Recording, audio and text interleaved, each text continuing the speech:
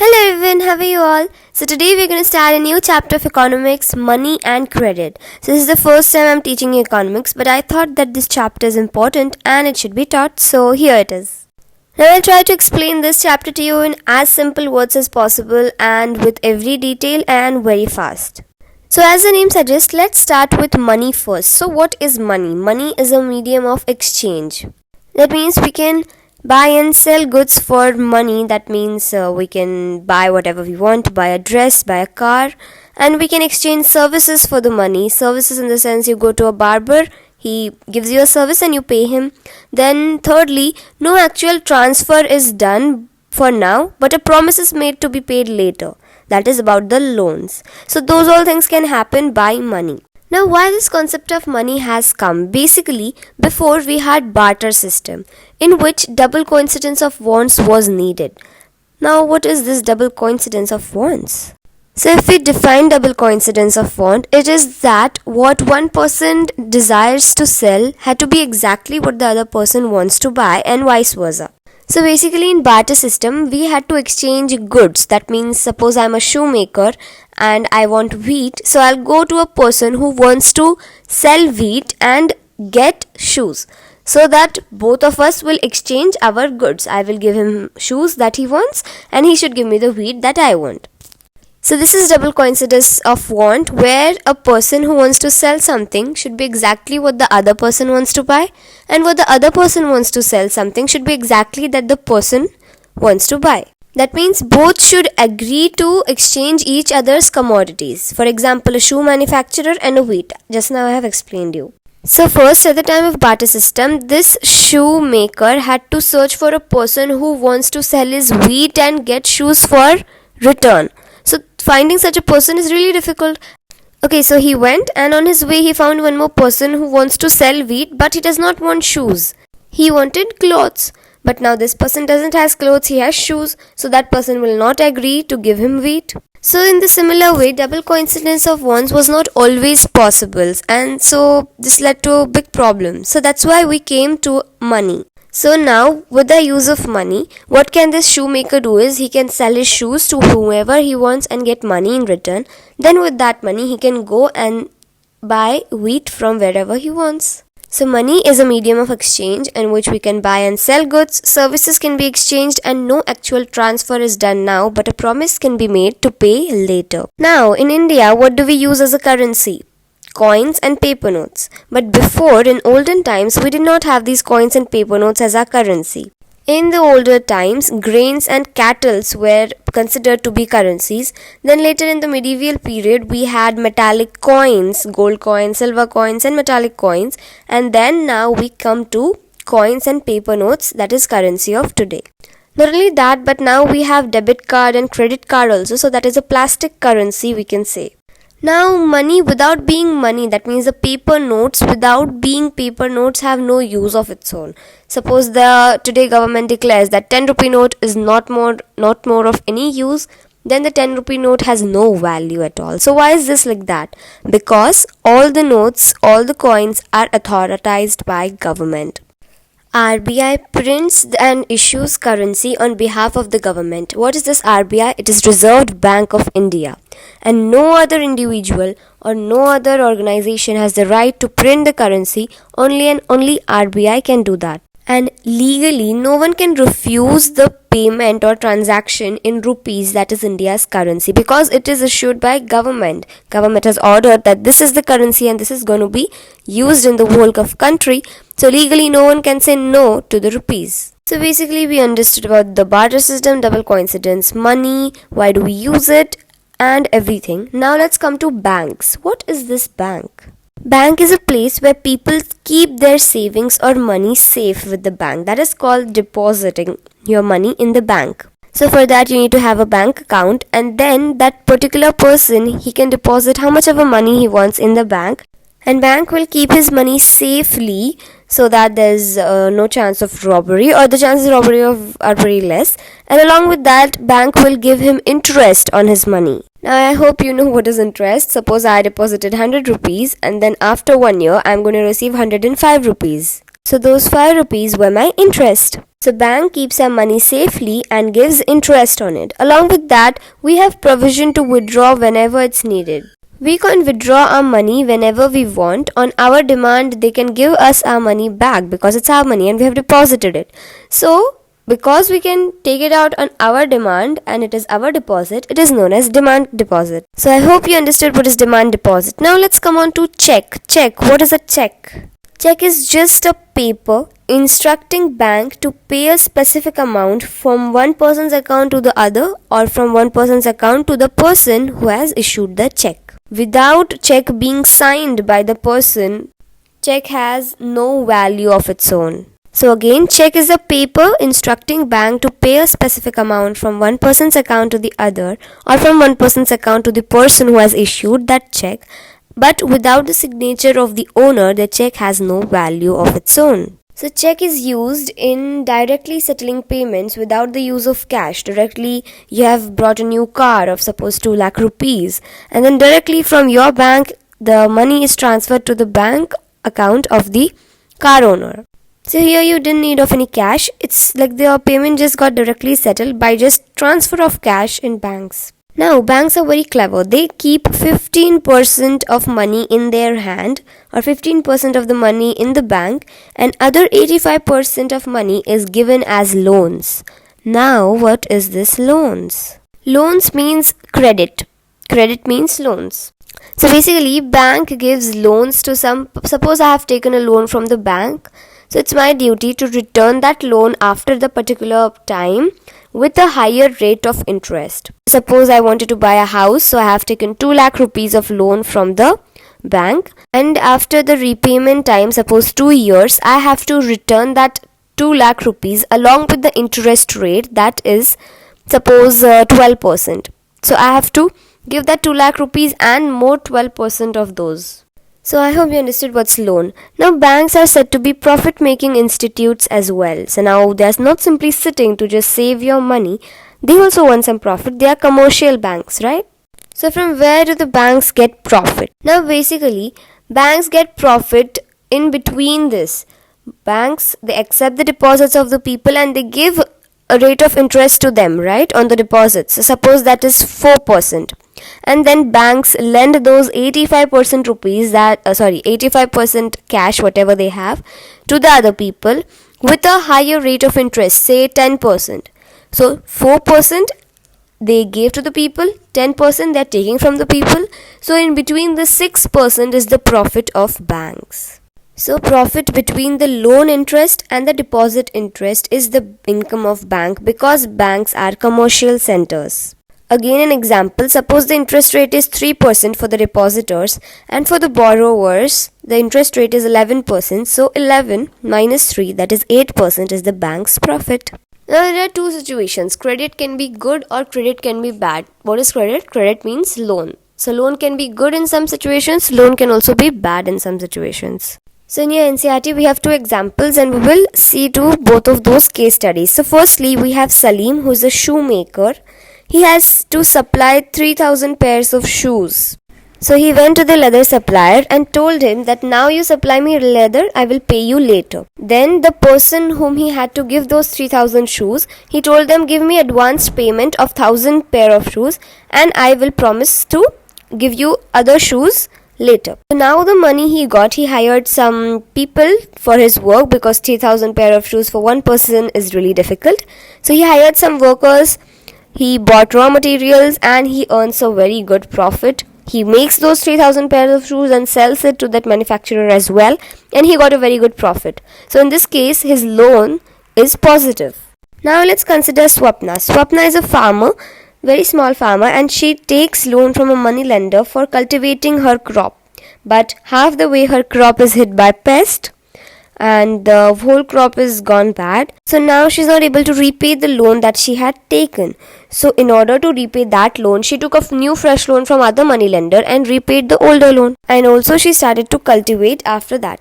But her cultivation did not give her much of profit and so she was not able to pay the loan that she had taken. So now she will again go and take loan from someone else and repay that, again from someone else and then repay that. So in this case she will be trapped in a debt trap.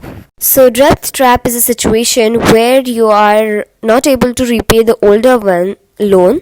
So you take a new loan to repay the older one, now you take another loan for repaying the next one, and in this case you are trapped in between loans and you have to face a great loss sometime.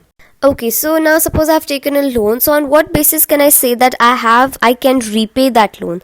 So repayment is dependent on the work for which I have taken loan. That is, suppose I've taken loan for cultivation, so I cannot guarantee that I can repay that, because you never know what will happen, because that's a natural process and your crop is always in danger, right?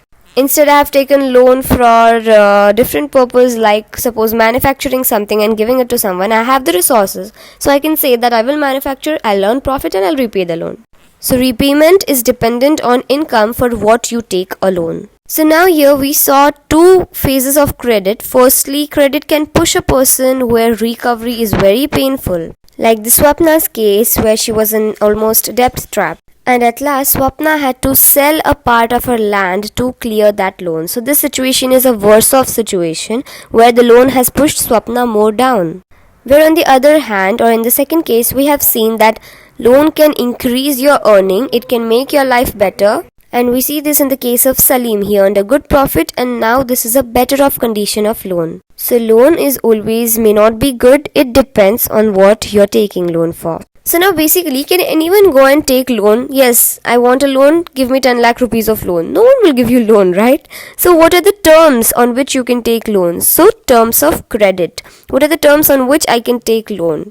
Terms of credit include interest rate. What is the interest rate? I should understand, then only I can take loan. Otherwise someone will tell me, give me 50% of interest rate. That means I'm giving you 10 rupees. Within a month I want 15 back. So that's a very high rate. So you should know about the interest rate. Then mode of repayment. How am I going to repay it? Then date, or when am I going to repay it? Then a collateral. Now what is this collateral? First let's see other terms and then I'll come back to this. Then documentation. Everything should be written and kept. That is the term of credit. I mean, all these things together bring the terms of credit. So basically collateral. What is collateral? Collateral is an asset that the borrower owns, like it may be his house, his land, his vehicle, his livestock or anything, etc. And it is used as a guarantee to the lender that the loan will be repaid. So this was just the definition. Now let me explain it to you. Now suppose I'm taking loan from you of suppose say 5 lakh rupees. So now what's the guarantee that you will get your money back that you're giving to me? So for that I will keep any of my asset that owns 5 lakh rupees as a collateral at your place. Suppose I have a farmhouse and the property, the papers of this farmhouse, they are suppose around 5-6 lakh rupees. So I will keep that. I'll keep that with you, the papers or something with you, so that if in case I don't pay that loan, you can access my farmhouse because the cost of it is mostly same. So collateral is any asset that the borrower owns and it is handed over as a guarantee to the lender that the loan will be repaid. Now here we have another case, that Megha. So Megha takes a house loan. She wants to make a beautiful house and for that she wants loan of 5 lakh rupees. She takes it with the interest of 12% and the repayment time is 10 years. She takes from a bank, so that's why the facilities are more better. And she keeps collateral what? Her employment receipts, that she gets a good payment and she will repay it back. And she keeps her new house papers as the collateral as well. So this was just to make you understand. They had given the example of Megha. Now in the next page you have 3 case studies in a village. 3 different people, how are they coping up with loans, or what's the facilities of loans that they are going through. This is just done to make you understand that we can take loans from different people like money lenders, village landowners, or the banks, cooperative societies, and all after that we will classify this type of people from which we can take loan in different categories and we'll see who is better. Okay? So are you ready to listen 3 different stories? We have 3 stories. Firstly of Shamal, who has 1.5 acres of land, then of Arun, who has 7 acres of land, and then Rama, who is landless. So what do you want to listen first? So let's go by order. We'll listen Shamal first. So Shamal has 1.5 acres of land and first he used to take loan from village money lender at the rate of interest 60% per year. That means 5% per month, which is very, very high.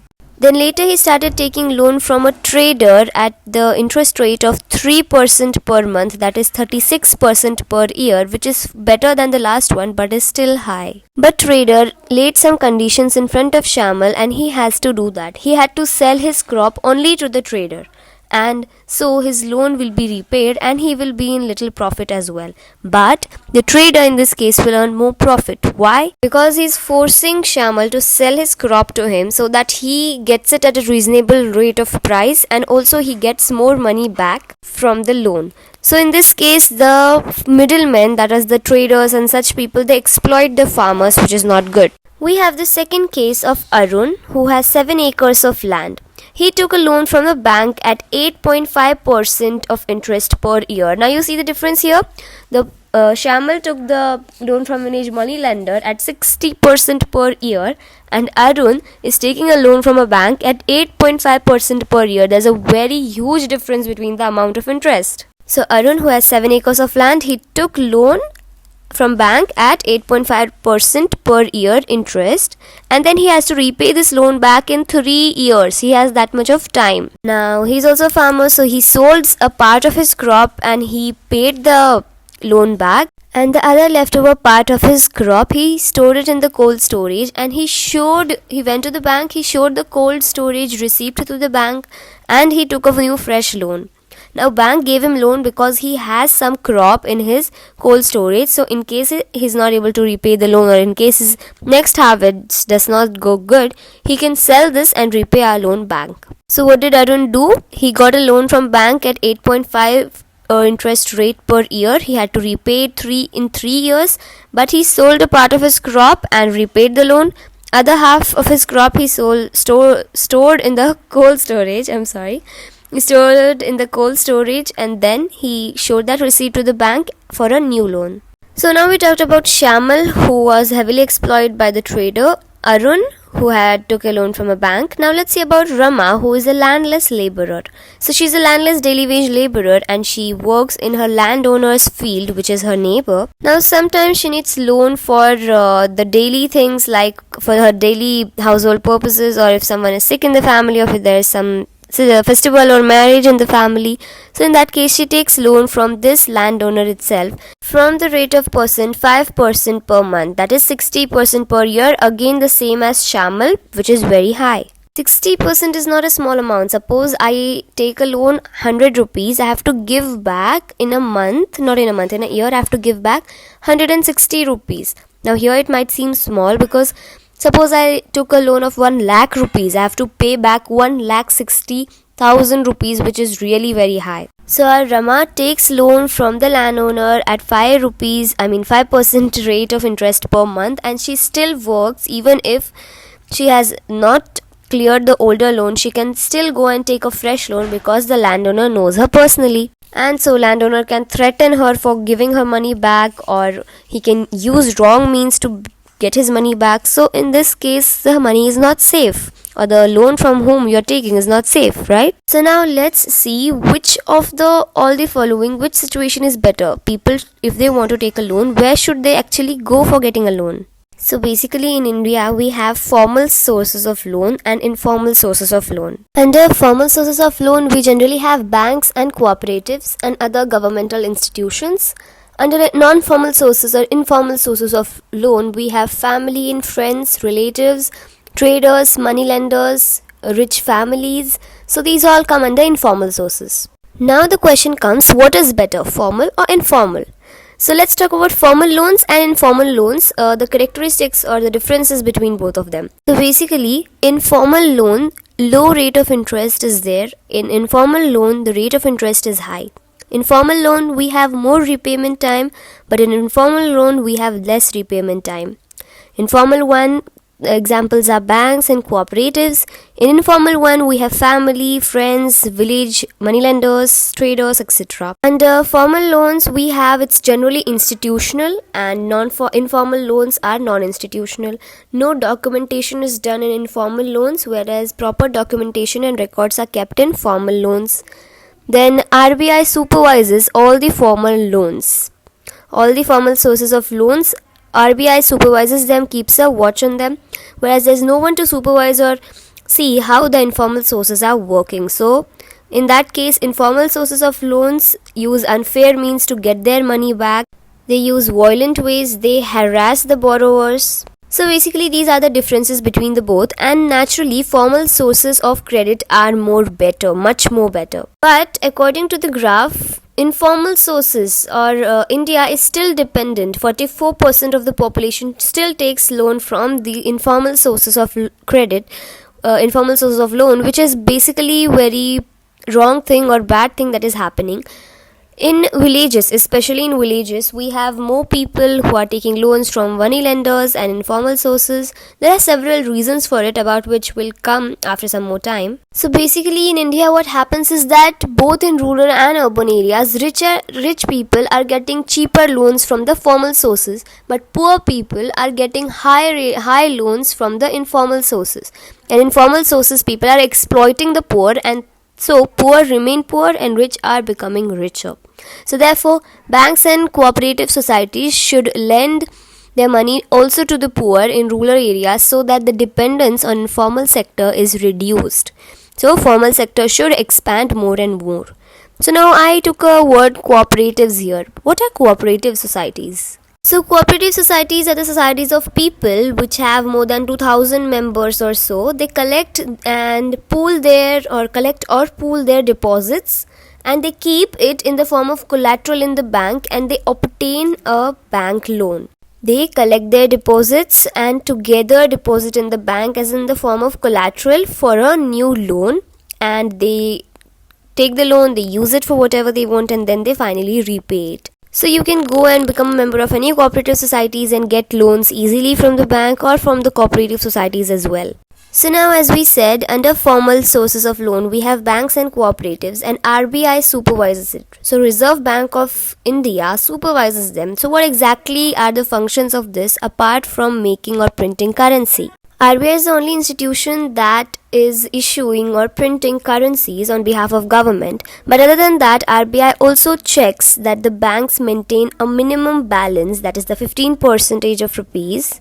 RBI also sees that the banks give loan to the small scale farmers or small scale producers, small businessmen, poor or developing people, and not only give the loans to the profit making people or high class people.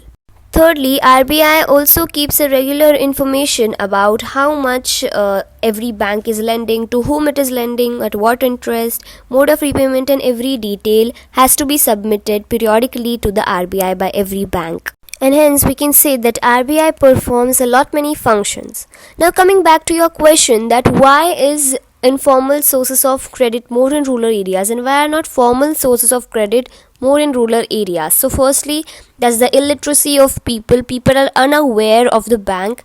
They find it better to go and confess or go and take a loan from a money lender who knows them personally instead of going and talking directly to the bank. So a point can be that ignorance and illiteracy of the poor people or the village people. Then secondly, banks are not present everywhere. We don't have banks in all the villages and everywhere. So if a person of a village has to go in a bank, he has to walk for some 50-60 miles away, and then there's a bank. So banks are not present everywhere. And thirdly, there's absence of collateral in these village people or poor people. This is the most important point. So if it's for 1 mark question, you can write both of these, second and third one. So absence of collateral, they don't have a collateral, and bank only provides loan if it is knowing that they will get it back. So for that they have to keep a collateral. For any person to get a loan, he has to keep a collateral, but the poor people or the village people or the rural people, they do not have a proper collateral to keep, and that's why bank does not give them loans. Okay, so now we have completed with 95% of the chapter, and only a last and a small portion is left of SHGs, that is the self-help groups. And this is a very interesting concept, and a concept which has helped the people in India till a great extent. So what are these self-help groups? So as the name suggests, people are helping themselves to form groups and help each other. So Rural poor, around 15 to 20 members, they pool their daily savings starting from rupees 25 to rupees 100, whatever they save on daily basis, they pool it or collect it together and keep it. So naturally, if many people are contributing, it's going to become a little big amount, and so the people who are the members of the group who are willing to take loans, they have to take the loan from that group itself, and with the interest they have to repay it. Now this interest is high, but not that high as the village moneylenders do. And suppose I need a loan, I will take a loan, I'll do a small business. Suppose I have cattle, so I will sell milk, and then it's my duty to repay that loan back in the given time that is given to me for repaying it. And in case a member does not repay his loan or is not willing to repay the loan, then the other members or other people force that person to repay. And naturally, a responsibility kind of feeling is there in the person who is taking a loan, that I am a member of this HSG and I have to repay the loan, because it's not only my money, it's the money of everyone who is helping me. So that's why they have one leader as well, and they pool their daily savings, and then members take loan from it whenever they want, and they have to repay it with the interest in given time. And everything in an HSG is written and kept. Now if a year or so, if the group is regular at saving and is working really well, the group becomes eligible, the HSG becomes eligible to take a loan from the bank directly. So bank does not give loans to the individual poor people because they don't have collateral or because banks are not present everywhere and all. But if a HSG goes and applies for a loan, the bank will give it, seeing the records that yes, the HSG is eligible for the loan because it is doing proper savings from 1 or 2 years. Along with that, one more feature of this HSG is that they also discuss the social issues like child marriage, domestic violence, nutrition and health level issues. So along with the money, there are different social issues that are discussed here. So basically, let's sum up the advantages of this HSGs. So firstly, poor gets loaned in an organized HSG. Secondly, they inculcate the habit of saving in the rural poor.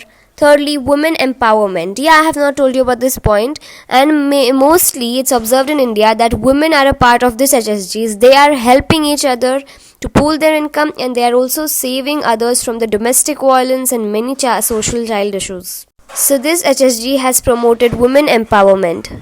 Then fourthly, it has made people financially self-reliant. That means they have promoted a bit of economic prosperity. Now the people know that when they take a loan, they can do several businesses and repay it back. So they have known many different ways in which they can earn their livelihood and living. Fifthly, they have inculcated a banking habit in them. And sixthly, that was our main motive, to reduce the dependence on informal sectors. So with this, your chapter completes. But wait, we have one more small paragraph to be discussed about the Grameen banks in Bangladesh. So Grameen banks in Bangladesh was started in 1970 as a very small project, but now in 2018, more than 9 million people are involved in this, and more than 81,600 villages are a part of this. That means Grameen banks are set up in more than 1,600 villages. And here also women play an important role. Women and Poor has started and run small businesses, but various different types of businesses like selling milk products, handicraft, paper craft, or anything, pottery or anything. And they have started small businesses and they have become self-reliant. So the people there, they know how to repay a loan back, how to live and living or earn and living without facing much difficulty. So this is a very successful project that had been started and is continuing now as well. So with this, we complete the chapter Money and Credit just in 28 minutes. That means half an hour and around. And I have covered all the details that were to be discussed in today's video. So if you like the video, please hit the like button and share it with your friends, and also to subscribe to my channel because more such videos are to become yet. Thank you, and do let me know what video or which chapter do you want next so that I will prepare that for you.